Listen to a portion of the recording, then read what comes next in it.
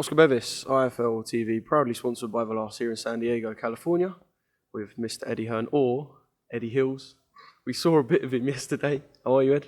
I'm actually not very well today because, as you see, and by the way, words to be had with the Matchroom social media team, because as you know, when Frank and I decided to spar last night, we said only approved footage goes out, and actually Matchroom put the footage out without any improvement from myself or Frank Smith. So we'll have to see. I think you've put it out as well. Quite embarrassing, but good fitness. I enjoyed it. 5'2s.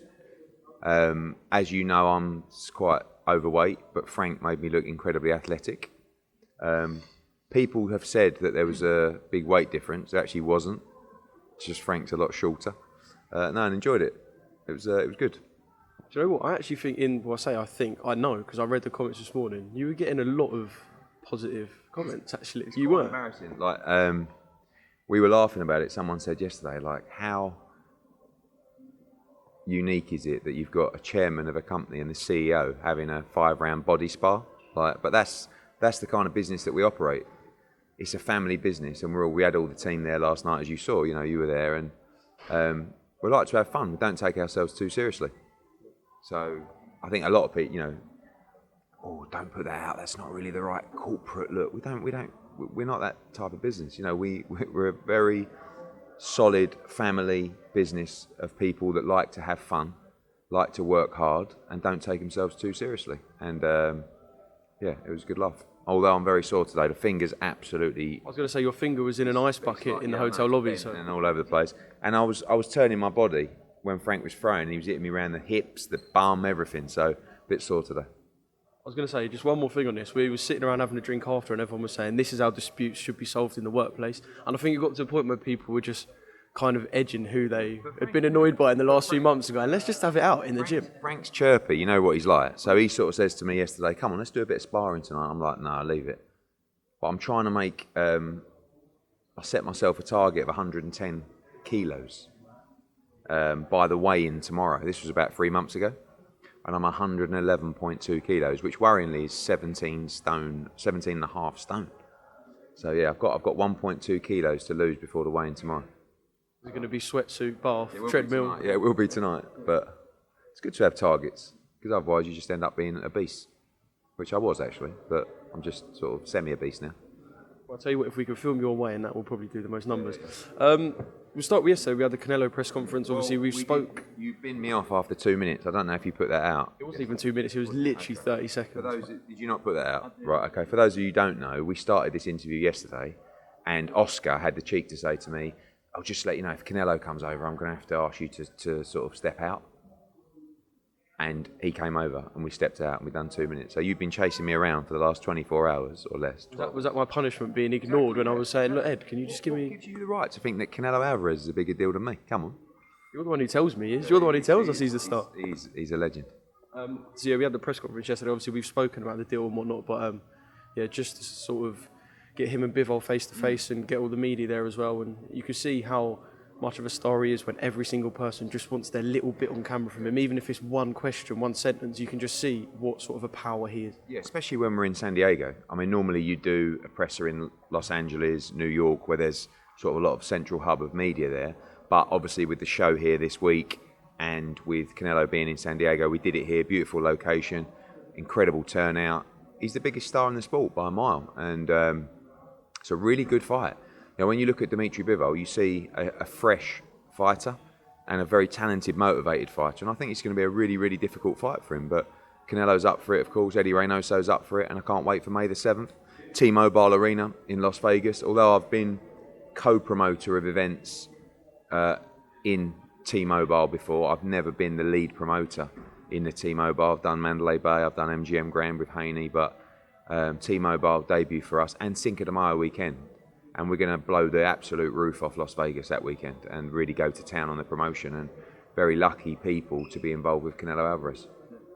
Just something that's been coming up from the last couple of days. He said it originally, I think, to Eli Sekbak, and I know a few media asked it to him yesterday. I didn't get to ask it to Canelo, but I know he's kind of saying, look, with the two options of the deals, it was either Bivol, Golovkin, Charlo Benavidez, and for Canelo, it was either whichever one he chose, people were going to say he was ducking the other one, right? That's just how it works. But with these fighters, he sort of come out and said, well, look, you don't have much to give me, really. I want to make legacy and create history. You fight each other, and you do your bit, and you earn me, in a way. It's not just that. He likes to he likes to have a fight where there's actually some kind of reward within it. Forget financial, but just it's another thing where you can say, Canelo Alvarez has done that. He's won that. He's moved that. He's done that. So when you talk about fighting Charlo or Benavidez, they're voluntary defences of his 168-pound title. And I think that he feels like the last time he had a voluntary defence, blimey, was 4 years ago, I think. 3 years ago. So I don't think he sees the value in fighting them other than, payday or whatever. But with Bivol, it's moving up and facing another champion. And he's got this obsession with fighting champions for their belts. I mean, it's pretty obvious to see, Daniel Jacobs beat him for the belt. Sergey Kovalev beat him for the belt. Callum Smith beat him for the belt. Billy Joe Saunders beat him for the belt. Caleb Plant beat him for the belt. Now he's fighting Dimitri Bivol. That's his run. And that appealed to him. With Gennady Golovkin, a bit different, because he knows that's the biggest fight in the sport, and it's a fight that he I think, personally wants. I don't think they particularly like each other. But they've both got to get through their up-and-coming fights. But, a big day for DAZN yesterday, where you had May the 7th announced for Bivol, and also the April fight with Gennady Golovkin as well. So you've got a stacked March and April on DAZN, and if those two win, they will meet each other in September. Let's say Royal Murata does pull up what we would call an upset and beats Golovkin. Will it be Canelo and Murata for that time? No, not contractually, but maybe. Look, the plan is for Canelo Alvarez to fight Dimitri Bivol and then Gennady Golovkin. But anything can happen in boxing. It's a very tough fight for Canelo. It's a fairly tough fight for Golovkin, but it's in Japan. So anything can happen. On Dimitri Bivol, are you worried about, obviously, the sanctioning bodies, WBC, WBO and IBF have said, look, we won't be sanctioning fights with Russian fighters. The WBA yet to take that stance, but obviously he has got... Yeah, I don't know. Is this something that you're concerned about at all? I mean, look, the WBA have taken a significant stance for sanction for Russian fighters. They've removed them from their rankings.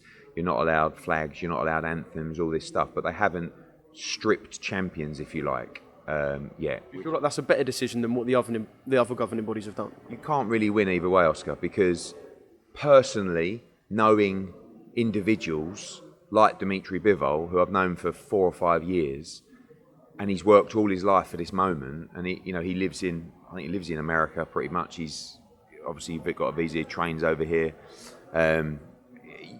There's no point really commenting on a situation because you can just never win. I understand both sides of the argument. It is a political argument, and I think Canelo summed it up best yesterday. He said, look, I'm a fighter, I want to challenge the best, and this is one of the guys. I don't know, obviously the next question is, when would Alexander Usyk be ready to fight? Like, you just don't know, do you? Is this something that's going to end in 2 weeks? Is this something that's going to go on for 20 years? I have no idea. So we'll follow the guidelines of the governing bodies, and we look forward to a great fight. So from that, I'll just move completely on to the Dillian Whyte and Tyson Fury press conference, or just the Tyson Fury press conference. I take it you knew that Dillian Whyte was not to turn up to that press day in London? Not 100%. So Dillian's guys were there at our show on Sunday, and they were waiting for confirmation for a number of points from Queensberry. I mean, again, I haven't been involved in any of the contractual discussions between Jeffrey Benz, who's Dillian Whyte's lawyer, and Queensberry. All I was told on Sunday was unless they respond to the requests that we've made, we won't be attending the press conference on Tuesday. And that was it. To be honest, I don't know whether it's petty or from whoever it's petty from. There seems to be some very standard requests from Dillian Whyte that are being ignored, but maybe Queensberry think that he's being awkward and they think he's being awkward. I haven't really been involved with those discussions. It's just like, imagine spending your whole day thinking about me, and not even in a romantic way.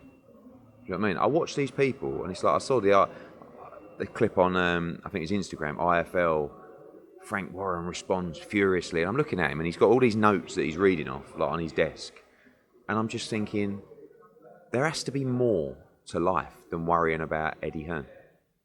Like, I think, and with Tyson Fury, Fury was messaging me last night, like, with a clip of me saying, it won't, I don't think it will sell out. And he's like, I'm like, wait, how are you sitting at home thinking about me?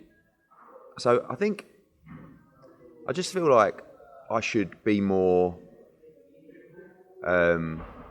caring, and I think I think I'll get a nice picture done. We're doing a media shoot up here for the fighters, and I just think I'm going to get some nice photos done today, and we'll get them framed up, and I'll send them to Frank and Tyson.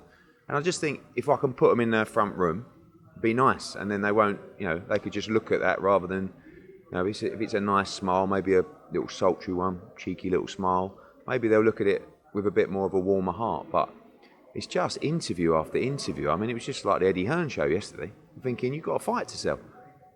And, it sold really well. I think 80,000, 30,000 were out to external sources and 50,000 were available online. Great for them, huh? It's just remarkable that, you should be having a nice glass of champagne last night, going, what a great day. Oh, look, we've announced the fight. He didn't even turn up. It was a complete shambles, but we sold all these tickets. Well done. But instead, it's like, come round here, I want to do an interview about Hearn. That's quite baffling. But it's also, as I've said to you before, it does make me a little bit horny. But yeah, we'll send a little gift. These demands that you said that Dillian was looking for in sort of return to turn up to the press day, do you know what these were? A couple of them. Again, I'm not involved. One was escrow, which I saw Frank's comment said it was promised, but it's being promised and actually delivering the escrow is a different thing. I believe Dillian have just turned up then to get this promise. Well, I'm sure legally the money would have been in the escrow at some point before the fight, because it doesn't have to be in 2 weeks before on the WBC. No, there's no WBC don't require. Frank's right what he's saying. Under the purse bid rules, he doesn't require to put the money. He also said there's a huge amount of a huge portion of that already lodged. There's not. There's 10% already lodged. I think it goes up to 20%. But anyway, I just think Dillian's concerned about getting paid. That's all. It's a lot of money when you look at their actual business. When you've got a company with cash in bank of, I don't know, whatever it says in their annual accounts, 50 grand, 100 grand, whatever it is, you're quite concerned about getting your 8 mil. So I don't think it's not an abnormal request, but it's a difficult situation for everybody because it's a purse bid, right? So just in layman's terms, Queensberry want Dillian to do stuff that is not required of him to do under a purse bid contract, and Dillian probably wants things from Queensberry that are not required for him to do under a purse bid contract, or Queensberry to do. So I can see the argument on both sides, but thankfully I'm not even involved. But my name keeps coming up all the time, but I've not even been involved with it. I've not dealt with it. So look, there's a lot to resolve. I'm sure the fight will go ahead, and I'm sure it'll be a good fight.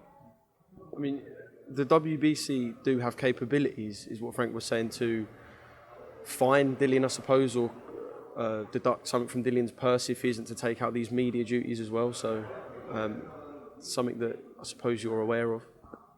I mean, I think Dillian got offered 6 tickets, complimentary tickets, in a 90,000 venue. So I don't feel like he feels like he's being treated with that much respect. And one of his requests was to come on a private jet. That might sound outlandish. Not when we live in a global pandemic and they want him to come on a low-cost airline and sit in a middle seat at the back and potentially... Well, I know that Umar said he's seen messages from, I think it's George Warren, possibly confirming that there was correspondence sent to Dillian saying, we will get you and pay you for a private jet, I think. But again, Oscar, like you see one side of the story, you're not even hearing from Dillian. So I'm sure people can show you whatever they want and read emails and read notes off their desk. But the reality is, pretty much from an outsider in this situation, which is me, I'm there for Dillian but not involved in this situation. I think it's very simple what I said. There are certain things Dillian Whyte has to do under a purse bid contract, and there are certain things that Queensberry don't have to do. And I think they're both asking for different stuff. And I think Dillian just feels like he's not being treated with respect, and as such, would rather just stay in camp and focus on the fight. Would there be any point, or are we nearing a point where you might potentially advise Dillian to say, look, maybe it's time to at least say something, even, or... Oscar is his own man. And this is, I saw Fury said, I told Dillian Whyte not to turn up at the press conference. Absolute bollocks. I've not even been involved in the situation. I've had plenty of meetings with Dillian Whyte's team. They're handling the legal side with Queensbury. I'm here for Dillian if ever he needs me. I think Dillian Whyte's playing a blinder. I mean, I watched that presser yesterday and I just think he's kind of got everyone wrapped around his finger. Now, the public might hear one side of the story and say, oh, that's out of order for him not attending the press conference, but Dillian don't care. He's just working hard in camp. So, yeah, I don't look. I'm sure there's rights and wrongs on both sides, quite frankly. But just get on with our business. Was you surprised at the ticket sales or the demand for tickets? I think the queue went up to 180,000. Yeah, a little bit. I mean, I know that a lot of tickets were sold outside of general sale, so they're not actually sold. Well, they're sold in the books, but they're still floating around the world at the moment. But yeah, I thought it would do well. It did a little bit better than I expected, actually. There's a lot of tickets still to go via coach packages. They're hard to sell. I remember when we did AJ Klitschko, we couldn't get rid of every coach package. How does a coach package work? Just it's is quite it literally funny. just you have to be from a certain area and you pick in? It's quite funny because a lot of people, when we've done shows before, say I'll just buy the coach package and then realise that to get your ticket you have to be on the coach. Do you know what I mean? So you can't book a coach package from Cardiff when you live in Manchester, and yeah, so you have to actually be on the coach, which is quite difficult. But look, I know people think that I'm devastated that the fight sold well. I'm really not. It's great for British boxing. I hope the fight takes place, and I hope it's a good fight. Just on Tyson's comment where he said that he believes that yours and Dillian's relationship is... Well, he said that he believes Dillian doesn't like you anymore, actually. Mate, I don't lose any sleep over any of this stuff. You know, I've had Dillian Whyte's back for a long, long time. And he's had my back as well. I have massive respect for him. We've had a good business relationship. I speak to the guys all the time. We've got multiple fighters with Dillian Whyte. And we're here to see him win the World Heavyweight title and support him. It's been a long run, ups and downs. Does Dillian Whyte like me? I don't know. It's a question for you. I think so. But... you know, again, Tyson's just has to worry about me. Like I said, messaging me last night. Like I was just thinking, what are you thinking about me for? It's very cute. I said to him, it's very cute that you're thinking about me, sweet cheeks. I'll see you soon. That's what I replied.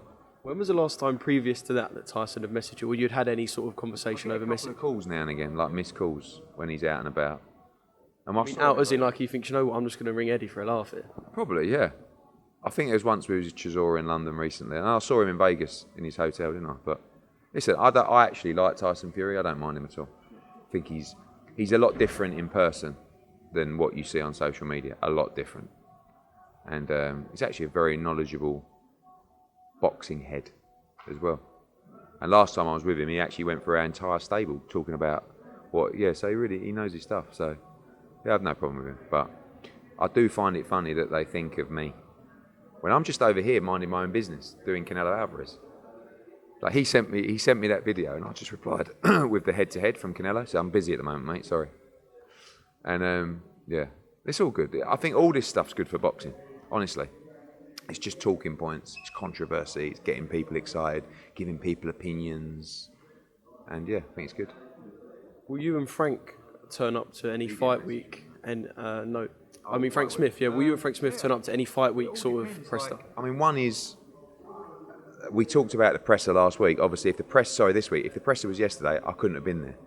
If Dillian Whyte wants me to come with him to press conferences, to workouts, whatever, I'll be there to support him. I'll make sure that we're overseeing stuff as well. But obviously our focus is on our business and our shows that we put on, of which we have one a week. So, but yeah, listen, I'm 1,000,000% behind Dillian Whyte. As I said, he's had a lot of ups and downs, some horrific times that we've had to battle through with him. And I'm just delighted that he's got his shot. On the comment that Frank made about potentially having no British judges, obviously we're still waiting for kind of the fallout, I suppose, from the board surrounding Josh Taylor and Jack Cattrall. But would that be kind of a big statement to have no British judges in a fight of that magnitude, or is it not down to the promotional company? It's never down to the promotional company. That's something that's very important for people to know. I would be absolutely astonished if the British Boxing Board of Control allowed that fight to go ahead with no British judges. Also for them, it's kind of like an admission of guilt and defeat, if so. And Robert Smith is very passionate. In fact, Robert Smith has nearly forced fights to fall through because of his stubbornness about making sure that the British Boxing Board of Control is represented. And you know what? I'll make Robert Smith right. I've argued on times. I remember Klitschko against Joshua was neutral judges. And it took argument after argument after argument. But in this fight, you got two Brits. Right? So you got two Brits. I think there was one occasion before where this may have happened, but the British Boxing Board of Control will always insist on one British ref and one British judge in an international fight of magnitude. But this is two Brits. So I would be absolutely astonished. So it'd be British across the board? No, it doesn't have to be British across the board. But I think Robert Smith would insist on a British ref and a British judge.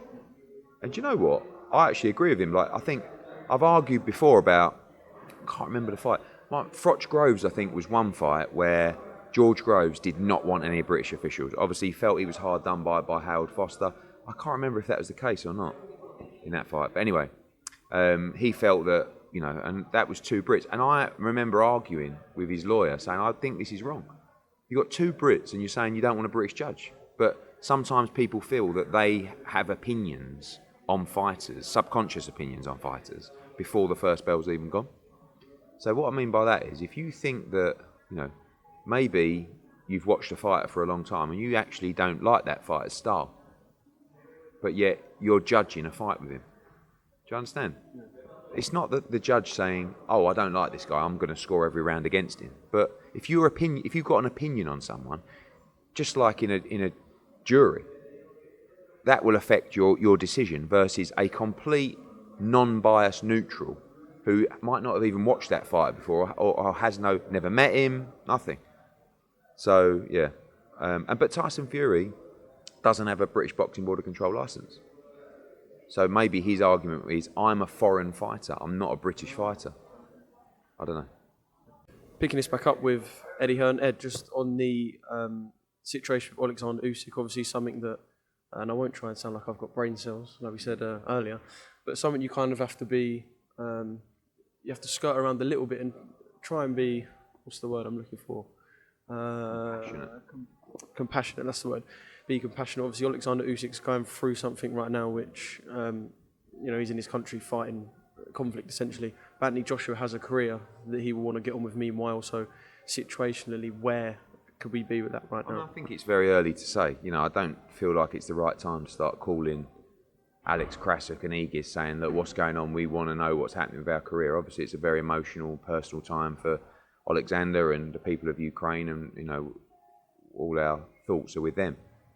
You are right, Anthony Joshua does have his career and he needs to plan his career, but, you know, I guess in the next week or so we will have to ask those questions, and the question will be, look, the only fight that AJ wants is Alexander Usyk. He's made that clear. He's been offered a lot of money not to fight him, and that couldn't happen. So he doesn't want to lose the opportunity to fight Alexander Usyk.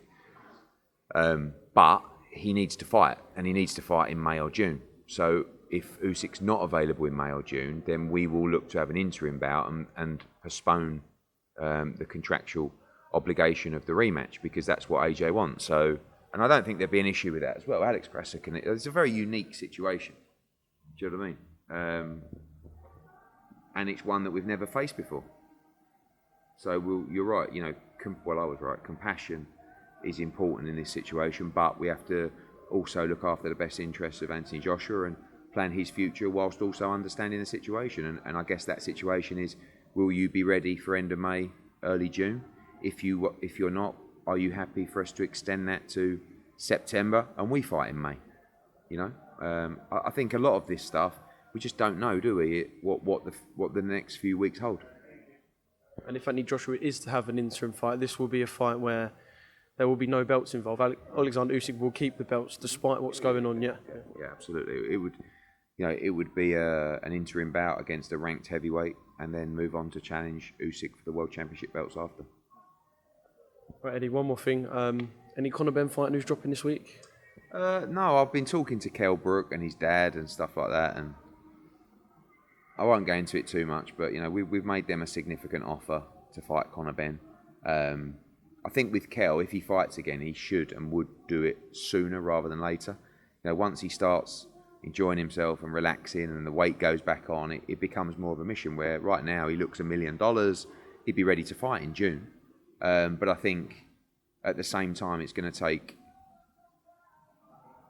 a ridiculous amount of money to get him back in the ring because he doesn't really need it, And I think I reckon he's thinking to himself, and his dad's thinking, well, look, if the money's crazy, I'll do it. But if not, we're happy, and it's important that they're happy, and I understand their position.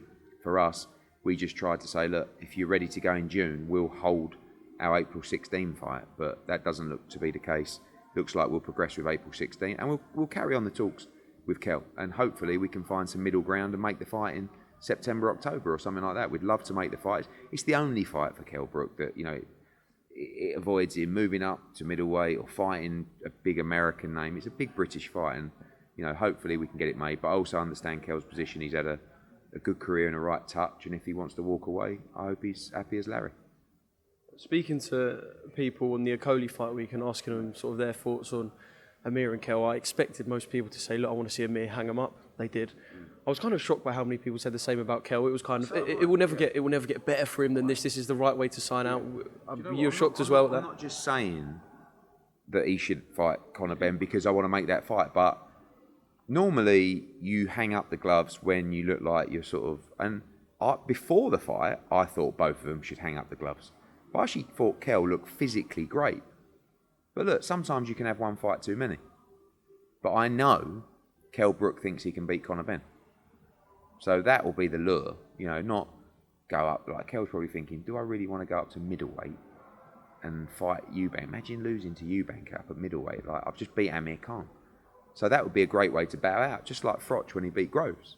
But I know the temptation for Kell is to make a fortune to have a fight that he thinks he can win. So look, hopefully we can get it made. But look, as like I said, respect to those guys and see what happens. All right, and just finally, why we're actually here this week in San Diego, there's a lot going on outside the ring, which we've spoken about, but in the ring on Saturday night, we get to see an absolute cracker between Chocolatito and Martinez. It's a thriller. It really is. I mean, look, we made the trilogy between Chocolatito and Estrada. Do you know what was mad? That was 6 weeks ago that fight fell through, and I think we'd sold about 4,500 tickets, and we went out and we said to people, look, it's now Martinez against Chocolatito. And we said, you can have a refund if you want, we understand. No refunds, and the tickets went mad. We're going to have like nearly 8,000 in there in San Diego. The atmosphere, trust me, this Saturday is going to be wild. And a really good card as well. I mean, Chocolatito Martinez could be an absolute war for the ages. You've also got Maurizio Lara, obviously beat Josh Warrington in a really, really tough fight against Sanchez. You've got Suleiman Sissoko in a tough fight as well. You've got Mark Castro. You've got Sky Nicholson making her professional debut. You've got Diego Pacheco. You've got Angel Ferrero, our Mexican lightweight, fantastic fighter. It's going to be a brilliant night of boxing. And, of course, the main event is wild. I mean, I don't know if you've interviewed Julio Cesar Martinez yet, but the guy is a complete lunatic. And him against Chocolatito is going to be an absolute barn burner. And I can't wait.